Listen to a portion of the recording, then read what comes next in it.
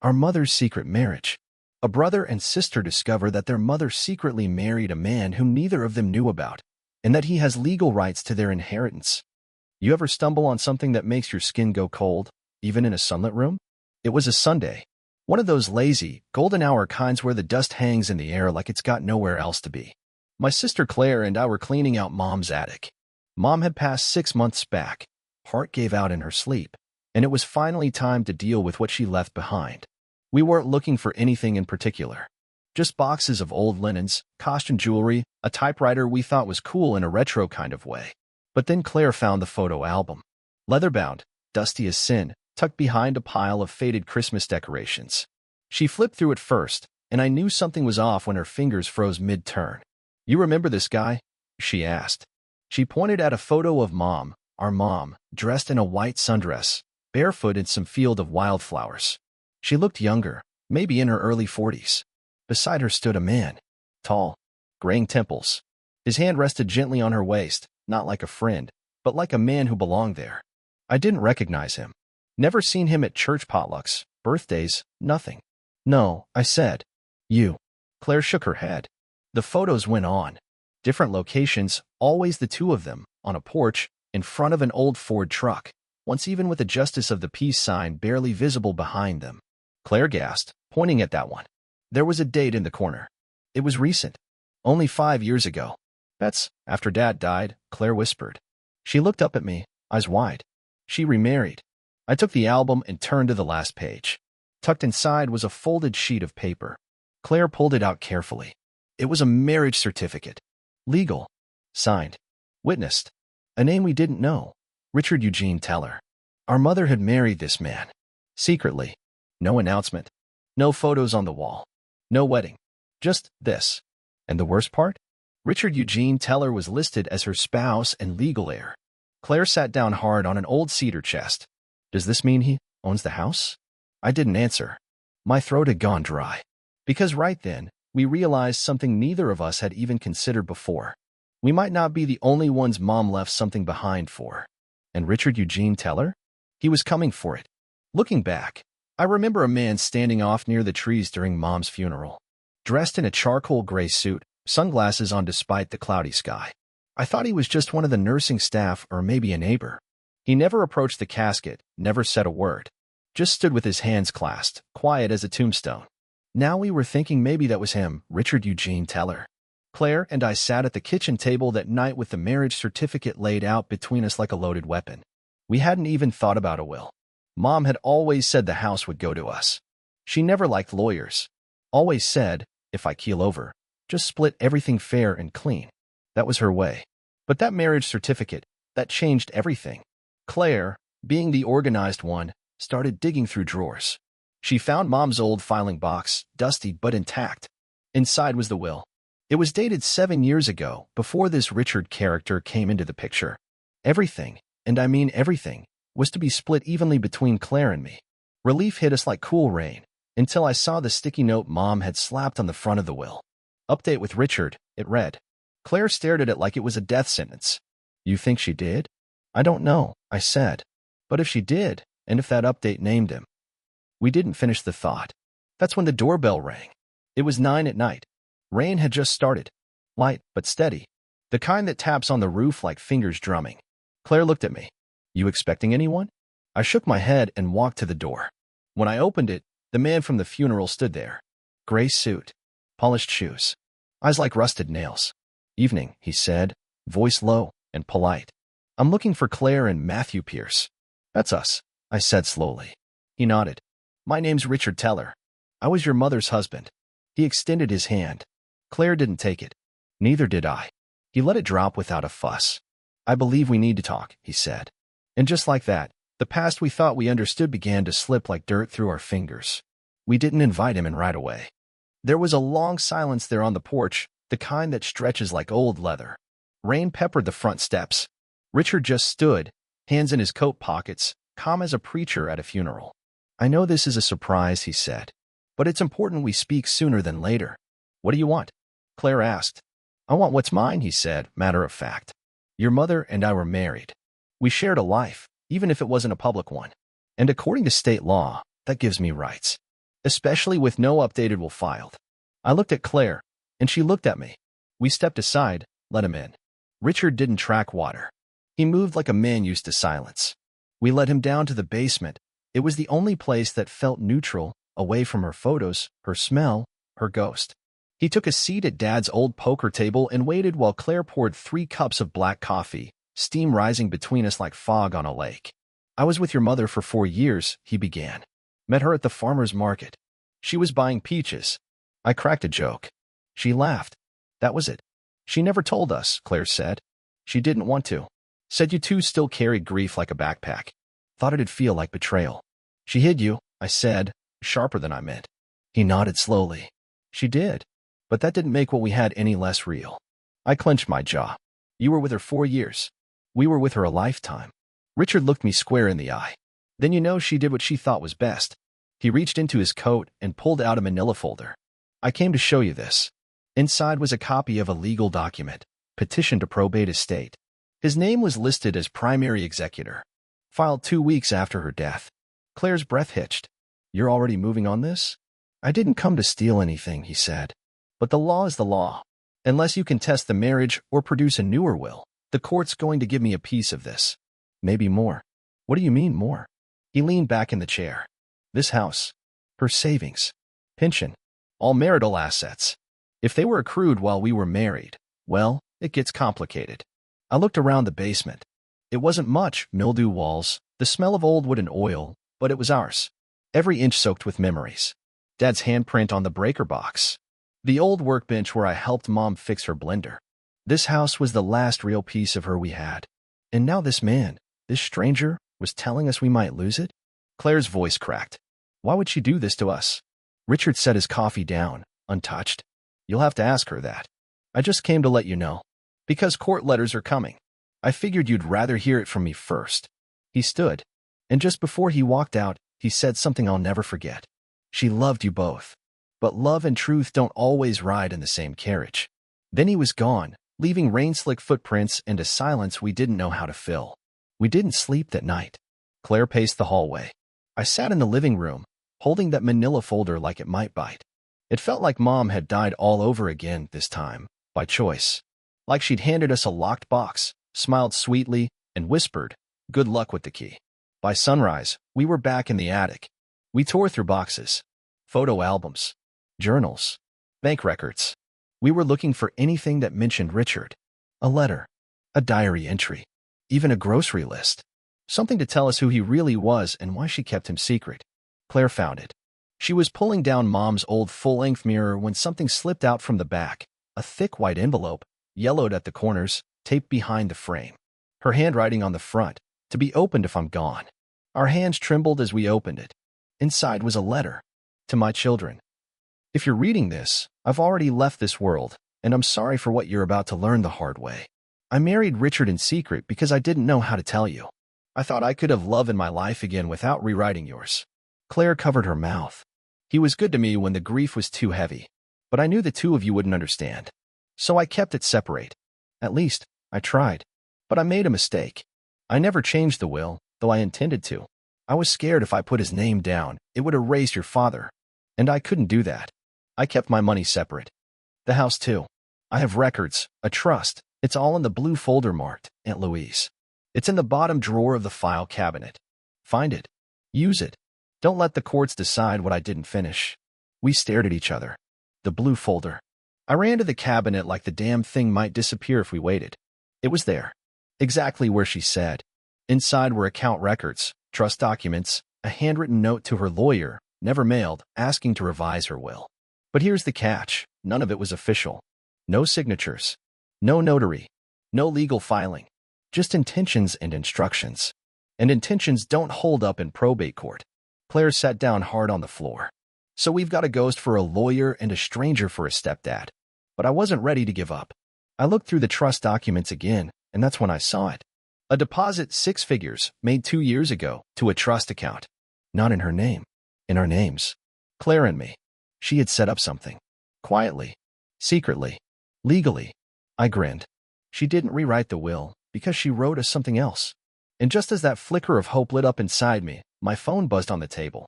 New voicemail. From Richard. Matthew. Just wanted to give you a heads up.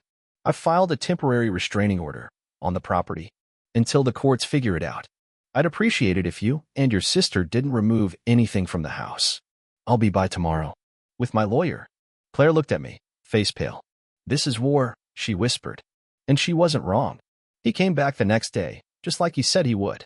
Richard pulled up in a black Lincoln license plate that looked freshly bolted on. He stepped out in a press suit, umbrella in one hand, folder in the other. Beside him was a woman in a navy skirt suit with a briefcase and a look that said she didn't come to chat. Claire and I were waiting on the porch. I don't suppose we could talk civilly, he said, all smooth and polished. You put a lock on our front door, Claire snapped. You had a lawyer file a claim that we can't move our own mother's belongings. Civil's long gone. He sighed, gesturing to his attorney. This is Ms. Lawton. She's handling the estate on my behalf. Ms. Lawton didn't smile. Just pulled out a sheet of paper and handed it to me. It was official. The court had granted an emergency injunction. Nothing could be removed from the home, pending review of Richard's claim as surviving spouse. What claim? I asked. We found the trust. Mom left us everything in it, accounts, records, dates. She just didn't file the paperwork yet. Ms. Lawton nodded, cold and smooth. A trust without a will is problematic. Without court recognition, Mr. Teller has legal grounds under intestate succession. The judge will decide. Richard looked almost apologetic. This doesn't have to be hostile. If we split things sensibly, I won't fight you on the house. Claire narrowed her eyes. You mean sell the house and split the money? He nodded. Liquidate. Clean break. I laughed. Couldn't help it. She raised us here. Her hands are in the walls. Her prayers still echo in that hallway. And you want to sell it off like it's a used car. Richard looked at me like I was a child who didn't understand how the world worked. I want what I'm owed. You're owed nothing but a memory. Ms. Lawton cleared her throat. Let's not escalate. If you contest this, it'll be months in court. Fees. Stress. I suggest mediation. Claire leaned closer to me, whispered, we need a lawyer. Now. That night, I called the only guy I knew who might help, Dad's old friend, Ray Maddox. Used to work probate, semi-retired, mean as a badger and twice as stubborn. He picked up on the second ring. You ever heard of a guy named Richard Teller? He didn't answer right away. Then he said something that chilled me. Yeah, I have. That man buries widows. What? I looked into him once. Small claims all over 3 counties. Always meets them late in life. Marries quiet. Waits for the heart to give out. Then files for everything. I swallowed hard. Think you could represent us? Ray didn't hesitate. I'll be there in the morning. Tell that vulture not to touch a damn thing until he sees me. And just like that, the war lines were drawn. Ray Maddox showed up the next morning in a tan trench coat and a scowl sharp enough to slice bread. He didn't bother with pleasantries. Just asked for coffee, black, and marched straight into the den with a yellow legal pad and a pair of readers hanging off his nose. Claire handed him the trust documents. I gave him Richard's paperwork. He studied them both like they were battle maps. This man's a pattern, Ray muttered after 10 minutes. For marriages. 2 estates contested. Always swoops in just late enough to avoid suspicion, just early enough to stake a claim. Claire looked stunned. You think he targeted her? Ray tapped the marriage certificate with his pen. He filed it. She didn't. That tells me he was making sure the paper trail benefited him. Then he gave us our marching orders. Find me everything she signed in the last 5 years. Medical records, financial statements, anything notarized. I need handwriting samples. I want to know if she actually put ink on that marriage form or if he walked into a county clerk with a forged signature and a smile. So we got to work. The attic turned into a crime scene. We pulled out every drawer, every envelope, every scrap of paper with her writing on it. Claire, bless her, remembered that Mom had kept detailed check registers. She found them in a shoebox behind the canned peaches. While she sorted through those, I hit up Mom's old bank branch. The manager there remembered her sweet lady, always brought in oatmeal cookies.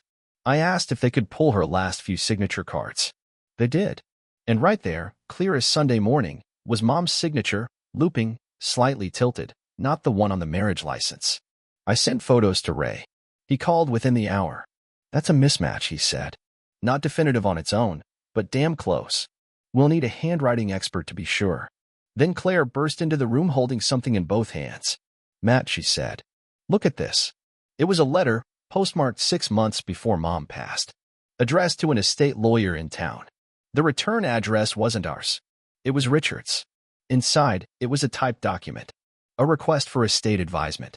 But the name signed at the bottom wasn't Mom's. It was hers, printed, not written. No signature. No return contact. Just his return address. Ray whistled low. He was preparing before she died. And then, almost as an afterthought, Claire flipped over the envelope. Stamped on the back was a logo, a local hospice care provider. Wait, I said. She wasn't in hospice. No, Claire whispered. But what if he made it look like she was? That's when things shifted. It wasn't about inheritance anymore. It was about fraud. About manipulation. Maybe more. Ray stood. We need a court order to pull her medical records. And I'm calling a friend over at the clerk's office. If this guy filed anything else, I want to see it. I nodded, heart thudding. Because something told me we were about to unearth something ugly. And whatever it was, it might change everything we thought we knew about how Mom died. 3 days later, Ray walked into the kitchen with a folder under his arm and a look that made the air feel 10 degrees colder. He dropped the file on the table. She didn't die of natural causes, he said. Claire and I froze. What do you mean? She asked, her voice barely above a whisper. I pulled her final care record from the clinic, Ray said. Her primary physician retired 2 years ago. After that, she started seeing someone new, Dr. Eldon Price. Never heard of him, I said. Neither had her old doctor. Turns out Price wasn't with the clinic. He's independent. Operates out of a converted house downtown. Registered as palliative care. Mostly end-of-life patients. Claire's eyes welled up. Mom wasn't dying. She had high blood pressure and arthritis. That's it. Ray nodded. Exactly. He opened the folder and showed us a copy of her prescription history from Dr. Price. 6 months before she passed, she'd been prescribed lorazepam. High doses. Enough to knock out a horse, taken regularly. She was being sedated? Claire whispered. More than sedated, Ray said. Combined with her blood pressure meds, it would have kept her barely lucid. And she kept calling those months her cloudy days, Claire muttered. Said she was just tired all the time. Thought it was grief. Ray leaned forward, voice low. She never signed the updated marriage form. The clerk's record shows it was filed by Richard. Submitted by hand. No witnesses. No video. My head was spinning. You think he? I think he drugged her, filed a false marriage certificate, then let time do the rest, Ray said. He didn't kill her with a knife, Matt. He used paper. And pills. Claire covered her mouth, shaking. But Ray wasn't done. There's more. I checked county probate history. Richard has a pattern. He marries older women. Usually widows. Always keeps it quiet. Waits until their health declines, sometimes helps it along. Then files just enough paperwork to stake a claim when they pass. How does he get away with it? I asked. Because it's legal on the surface, Ray said. The courts see a spouse. The death looks natural. No autopsy unless someone raises hell. Claire looked at him, fire in her eyes now. Well, we're gonna raise it. Ray smiled, just a little. I figured you'd say that. He handed us both a new document. Affidavit of suspicion and probate contest. I filed it this morning. Now he's gonna have to prove the marriage was real. And we're going to court. But just as I was starting to feel like we had a fighting chance, Ray's phone buzzed. He checked the message, frowned. What is it? I asked. He turned the screen to us. It was a news alert. Dr. Eldon Price found dead in apparent overdose. Investigation pending. Claire gasped. Ray's jaw clenched. He just cut the tail off the snake. Dr. Price's death changed the game.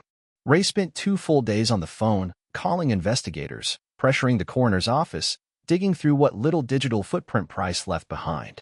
But we all knew what it meant. Richard was cleaning house. Tying off loose ends before court could unravel his knots. And we were next. It happened on a Friday night. Claire and I had gone to dinner. Something simple. Needed a break. When we came back, the porch light was off. That was the first sign. We never left that light off. I stepped onto the porch and stopped cold. The lock was scratched, deep grooves around the keyhole, like someone had tried to force it. Claire whispered, "Did you lock it when we left?" "Yeah." I pushed the door open slowly. It wasn't latched anymore. The house was still. Too still. Like it had been waiting. We stepped inside. The living room looked normal, but the office, where we'd been keeping Mom's documents, was ransacked. Drawers open. Papers tossed. Boxes overturned. I rushed to the file cabinet. The blue folder was gone. Claire gasped behind me. No, Matt. He took it. Not all of it. But the core, Mom's notes, the bank info, the handwritten letters vanished. He knew exactly what to take, I muttered. We backed out and called Ray, who told us not to touch a thing. Don't even breathe in there. I'll be there in 20 minutes. He arrived in 12, flashlight in hand, and started snapping photos like it was a crime scene. Anything else missing? He asked. I checked the safe. Still locked. But when I opened it, I found something tucked inside that hadn't been there before. A single Polaroid. It was Mom, but not smiling, not posing. It was her, sitting in a chair by the window, dazed, pale, her eyes barely open, a cup of tea in her hand. It looked like she didn't know the photo was being taken. Written on the back, February 17th, her last good day. Claire burst into tears. Ray snatched it from me and flipped it over again. This wasn't left for you. It was a message. A threat. I asked. Ray nodded. He's saying he was there. That he watched her fade. And that he's still watching you. That night, Claire slept with a bat next to her bed. I stayed on the couch, eyes open till dawn. Because this wasn't just about an inheritance anymore. This was personal. And Richard Teller? He wanted us scared. But what he didn't know was, we'd just gotten started. Ray didn't sleep much after the break-in. He spent the weekend in his little office over the old gas station, sorting through coffee-stained files and internet archives like a man possessed. Claire and I stayed at a motel. The house felt violated, stripped of trust, of comfort. On Sunday morning, Ray called us in. When we walked into his office, he pointed to a corkboard on the wall. Names, dates, and photos were pinned up like a detective's map. This, he said, is the widow's list. There were 4 women, all past retirement age. All had married late in life. All died quietly within 3 years of their marriage certificate. And all of them, Ray said, tapping each photo with a pin, had a brief but intense relationship with Richard Teller. Sometimes he used a different last name, Taylor, Teeling, Teague, but same face, same pattern. Charm, marriage, death, inheritance. Claire leaned in. Are any of these families still around? One is, Ray said. Daughter of the last woman. Her name's Alyssa Kent. Lives about 2 towns over. He handed me a slip of paper. Phone number, address. She's the only one who contested the estate. Lost in court. Her mom didn't leave a will either. Sound familiar? So Claire and I drove out there that afternoon. Alyssa opened the door, and the moment she saw us, she froze. You're the kids. You've heard about us? Claire asked. Alyssa nodded. Ray called. Said the devil came knocking again. She invited us in. Her house was small, tidy, filled with photos of her mom smiling in gardens, holding grandkids, laughing in sunshine. Then she showed us the drawer. A file marked Teller. Inside were notes, receipts, emails, timelines. A whole investigation she'd started after losing in probate. Bank transfers. Pharmacy records. A copy of a complaint she'd filed with the state bar. He drains them, she said. Makes them dependent. Gets his name on the deed. Then waits. Or pushes. It's slow, so no one questions. Claire looked at her. Why didn't the courts believe you? No one wants to believe a man who says, I loved her, is a con, Alyssa said. Love's the last shield. I asked her what she planned to do with all this. She stared at the folder like it was dynamite. I was going to let it rot. But now, maybe it can save someone else's mother. She handed it to me. Use it. Burn him down. Back in the car, Claire sat quietly, holding that folder like a baby bird. Then she said, We're not just fighting for Mom now. No, I said. We're fighting for all of them. That night, we gave the file to Ray. He looked through it slowly, then said something I hadn't heard from him yet. We can win. Because now we didn't just have suspicion. We had pattern. And in court? That's the beginning of proof. The courthouse was gray, cold, and full of ice. Claire wore Mom's old blazer, navy with the pearl buttons, and I wore the suit I hadn't touched since her funeral. Ray met us on the steps, chewing his gum like it owed him money. You two ready? He asked. We weren't, but we nodded. Inside, the probate courtroom was sterile, wood paneling, stiff-backed chairs, a judge who looked like she hadn't blinked since the Carter administration. Richard sat on the left, all clean lines and solemn face. Ms. Lawton sat beside him, flipping through a binder thicker than a Bible. Ray had one folder. Keep it lean, he said. Truth don't need dressing. The judge opened the proceedings with the standard song and dance, names, claims, affidavits. Then she turned to Richard. Mr. Teller, you claim spousal rights based on your marriage to the deceased, Susan Pierce? I do, Your Honor. And you filed for primary inheritance due to lack of an updated will? That's correct. She turned to Ray. You contest this? Ray stood, straightened his tie. We do, Your Honor.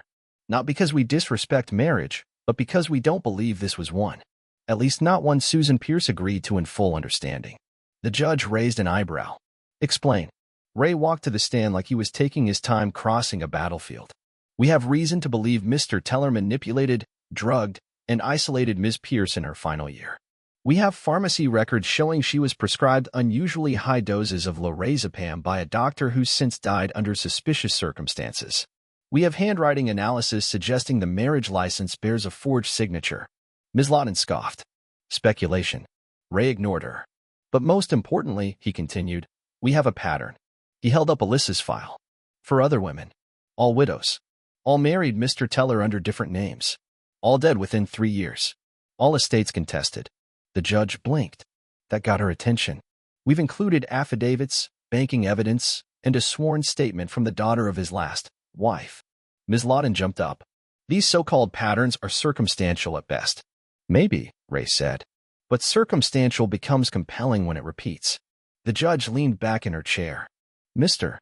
Teller, she said, did you go by other names in previous marriages? Richard smiled, tight. Only my middle name. Nothing deceptive. Did you live with Miss Pierce in her final year? I did. Yet her neighbors never saw you. She preferred privacy. Ray stood again. We also submitted a security photo from a care facility showing Ms. Pierce dazed and slumped in a chair. It was taken without her knowledge. Found inside her safe. The defendant left it behind like a signature. The judge held up a hand. I'll take this under advisement. Then she looked at Richard. Until a decision is reached, the injunction on the Pierce estate remains in place. No transfers. No sales. No access to funds. Is that clear? Richard's jaw tightened, but he nodded. Court adjourned. Outside, we stepped into the sun like we'd just crawled out of a trench. Claire turned to Ray. What do you think? He lit a cigarette, squinting toward the courthouse. I think we rattled his cage. And from the way Richard looked at us as we walked away, something in his eyes cold and flaring, I knew we hadn't just rattled it. We'd opened the door. It had been 4 days since the hearing, and everything had gone quiet. Too quiet. No calls from Richard's lawyer. No court updates. Even Ray seemed restless, pacing more than talking, like he was waiting for something that hadn't arrived yet. That's when the envelope showed up. No return address. Just our name scrawled on the front, Pierce, and a local postmark from 3 towns over. Claire opened it at the kitchen table. Inside was a single handwritten letter, on plain paper, signed only with a first name, Elena. She read the first few lines, then her face went pale. Matt, she whispered, you need to see this. I took the letter and read it. My name is Elena Ruiz. I was your mother's home nurse for the last 5 months of her life. I'm writing you now because I couldn't live with it anymore. Your mother didn't want him there. She never said it outright. She was always tired, always confused, but I could see it in her eyes. Whenever he entered the room, her whole body would tense. He insisted on handling her medication. Said she needed routine, that too many new faces would confuse her. But I knew it wasn't confusion, it was fear. One day I came early, before my shift started. I walked in and found him holding a pill bottle over her tea, about to drop something in. When he saw me, he smiled and said it was just her vitamins. But her pills were locked in the cabinet. Only I had the key. I told my supervisor. She told me to keep quiet, said rich families get touchy about accusations. So I quit. But I kept a copy of his visitor log. Every day. Every time. His handwriting. I've attached it here. Claire turned the page. There it was, a copy of a visitor sheet from their old hospice company. Richard's name. Again and again. Morning, night, midday. Always alone. No witnesses. I'm sorry I didn't speak sooner. But I hope this helps. Elena. Ray showed up 20 minutes after we called him. When he read it, he didn't speak for a full minute. Then he said, we just found the nail for his coffin. He submitted the letter and visitor log to the judge that same afternoon, along with a request for emergency review. And this time, he asked for something else too. A criminal referral. Because now, it wasn't just a question of inheritance. It was a question of intent. That night, Claire and I sat on the back porch under the string lights Mom had hung the summer before she passed. You think she knew? Claire asked softly. That we'd come after him? I looked at the stars. The way they blink like old secrets. I think she knew we'd love her enough to try. And from somewhere deep in the quiet, I could almost hear her voice, soft, strong, proud. Good. It all came down to one morning. The judge had called a final hearing, expedited, sealed, and closed to the public. Ray said that meant she'd seen enough. Either she was going to rule in Richard's favor or bury him in court. Claire and I sat behind Ray. Our hands were clasped so tight, I could feel her pulse in my palm. Richard was already there. Suit immaculate. Face unreadable. But I noticed something. He didn't bring Ms. Lawton. He came alone. The judge entered. No gavel. No wasted words. This court has reviewed all submitted evidence, including late filings, witness affidavits, and handwriting analysis. Based on the totality of circumstances and a preponderance of credible suspicion, I am ruling as follows. She paused, letting silence tighten like a snare. The marriage certificate filed by Mr. Richard Teller is not recognized as legally binding due to significant discrepancies in signature verification and lack of corroborating witness testimony. Claire gasped. The trust established in the names of Claire and Matthew Pierce, in conjunction with other documents written in the deceased's hand, shall be honored as the expression of final intent. The estate, including the home, savings, and personal effects, shall be awarded to the aforementioned beneficiaries. I exhaled. Didn't even know I'd been holding my breath. The judge turned to Richard. Furthermore, I am forwarding this case to the district attorney for review of possible criminal charges, including fraud, elder abuse, and falsification of legal documents. You may be contacted separately. Richard didn't flinch, but I swear something flickered behind his eyes. Not fear exactly, just the hollow sound of a locked door clicking shut. Court was adjourned. As we walked out, Ray clapped me on the back. You did it, he said. No, I replied. She did. Claire and I stood in front of the courthouse steps. It was warm that day, sunlight cutting clean across the pavement. For the first time in months, the weight of the world didn't sit on our shoulders. We went home. Our home. Back inside, Claire found something we hadn't noticed before, a letter tucked behind Mom's favorite cookbooks. Handwritten, dated a year before she passed. To my children, if I ever leave something unfinished, don't be afraid to finish it for me. Not everything I did was right, but everything I did was to protect you. You were always the best part of me. Keep the house. Fill it with laughter. And don't let anyone rewrite our story. Love, Mom. We framed it that week. Hung it by the front door, so anyone who entered would know. This house was hers. And now, finally, it was ours again.